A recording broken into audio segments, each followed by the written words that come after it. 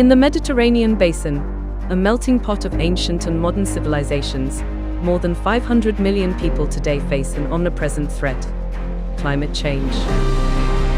This region, the most vulnerable on the European continent, is at a climatic crossroads that demands immediate action, from mitigation to adaptation, and resilience strategies and policies.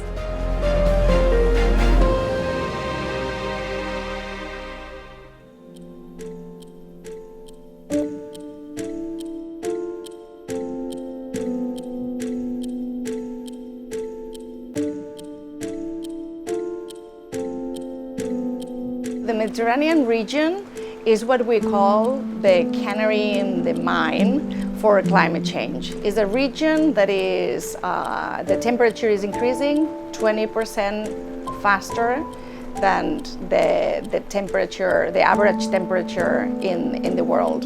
On top of that, most of the population in the Mediterranean region lives in cities, which makes this area a very important area in terms of adaptation and resilience, not only in terms of mitigation.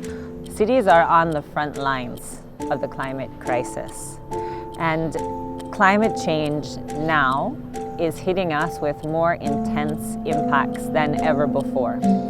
Those impacts manifest themselves in a number of different ways, but the most intense, in particular here in the Mediterranean, are in terms of increasing heat and the increasing intensity of storms, which leads to floods.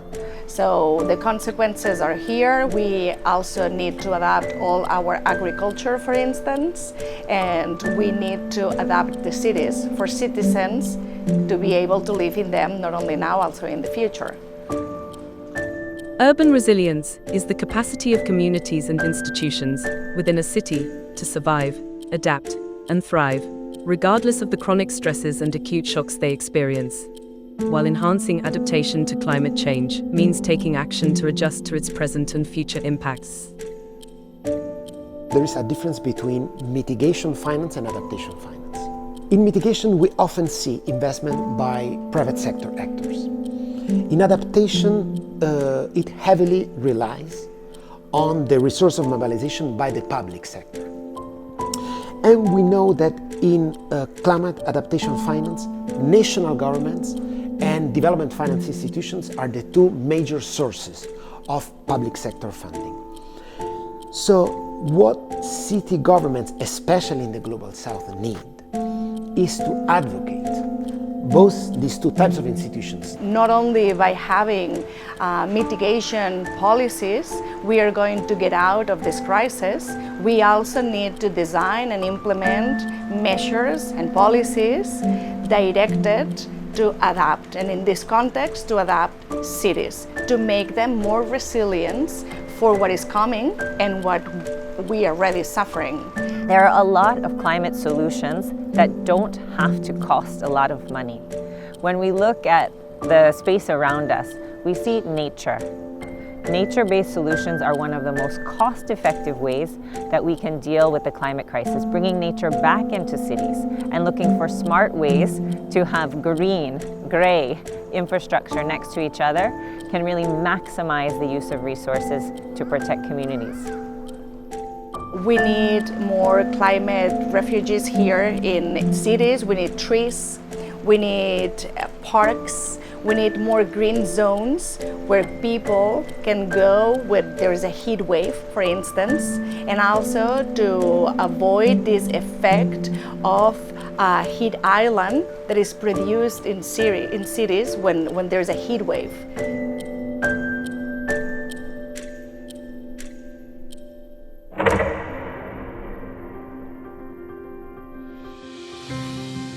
Cities, often seen as the main contributors to global warming, are now at the center of the search for solutions and are centers of innovation, with the potential to offer a multitude of solutions and strategies to the challenges it presents. Many innovative cities are creating and developing concrete initiatives to promote adaptation and climate resilience strategies. Understanding it is not a question of just mitigating the effects of climate change anymore, but also of actively adapting to a new climate reality. it is not only a matter of upgrading our current infrastructures. It's also a matter of having all the actors, all the stakeholders in the territory sitting down together systematically. Because there is a very important point in knowledge sharing that we need to take into account.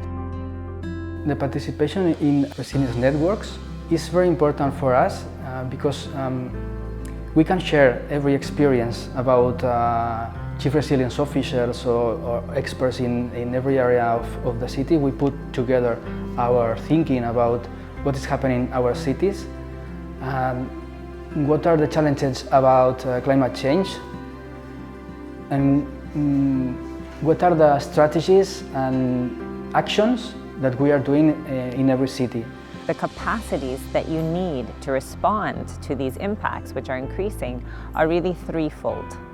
First and foremost, you need the right information. You need the information about the vulnerability of the place, of your city, so that you can make a plan.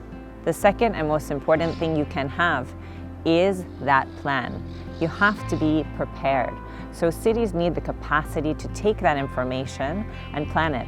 That's about people, having the right people with the right skills. And finally, and critically, you have to have the right resources to respond, both technically and financially. Some cities in the Mediterranean are innovating in adaptation measures, increasing their resilience capacity and adaptation processes to respond and address the climate emergency. Genova stands at the forefront of climate adaptation in the Mediterranean, demonstrating how cities can confront the climate emergency with innovative and collaborative strategies.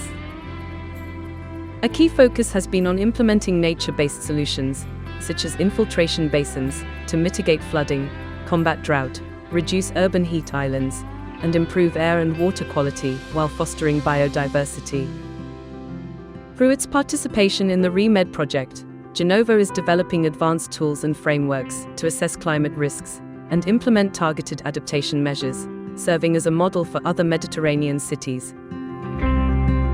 Thessaloniki is charting a bold path toward climate adaptation and resilience, embracing innovative strategies to safeguard its future in the face of climate challenges.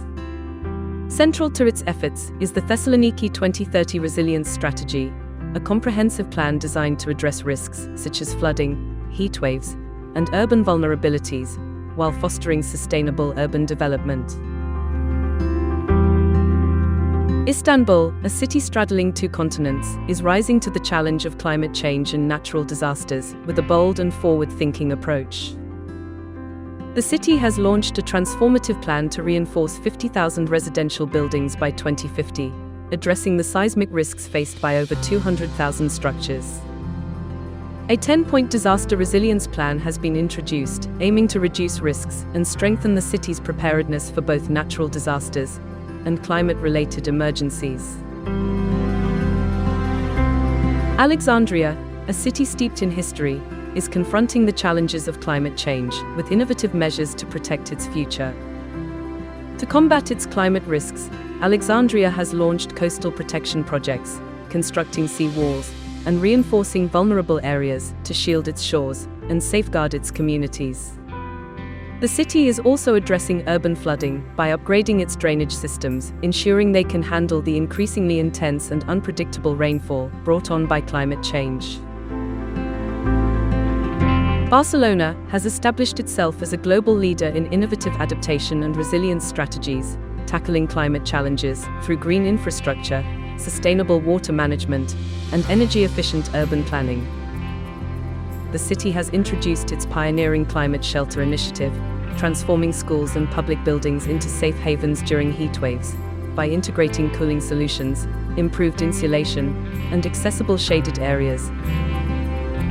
All the climate shelters of the network is very important for families and for the people, for elderly people, and childhood, and they can go there to spend some hours there, reading a book in a library, for example. They can mix social activity with being in a colder place. We lost nature inside cities, and that's a big problem, right? Because when we think about adaptation, we really need to think about having more nature inside the cities for a lot of different reasons. Barcelona is a city that has green but also has blue, so we really need to think about all the possibilities where biodiversity can thrive and help us, and where we can implement nature-based solutions for climate change in the context of every city. In the heart of the Mediterranean, a region defined by its rich history and cultural diversity, a new chapter is being written. A chapter that speaks of survival, innovation, and hope in the face of climate change. By embracing adaptation and resilience, we can build a sustainable future together, inspiring each of us to take action in both our local neighborhoods and on a global scale. The challenge is great, but so is our collective power to shape a better world. First of all, is to understand that mitigation and adaptations are two sides of the same coin. And understanding that adaptation is an investment. The cost of inaction is unbearable. So we need to adapt as much as possible now to present and future challenges. I don't think that the responsibility should be put on citizens. I think that this is a shared responsibility, and citizens exclusively are not going to revert what is happening. And I think that in that sense, my ask is the most important thing that a citizen can do is to be informed and to vote. And voting is the superpower that we citizens have in order to make us count for what we think that is important. So, and you need to be informed to know what's important. In terms of addressing future challenges is really to start now and to start with your own awareness. Understand your local situation, understand those shocks and stresses that your community will face, not just in one area, but look holistically at what your city will face and then get involved. I think because the challenges we face today are so complex, there are also so many skills that are needed to come together to solve them. So everyone really has a role to play.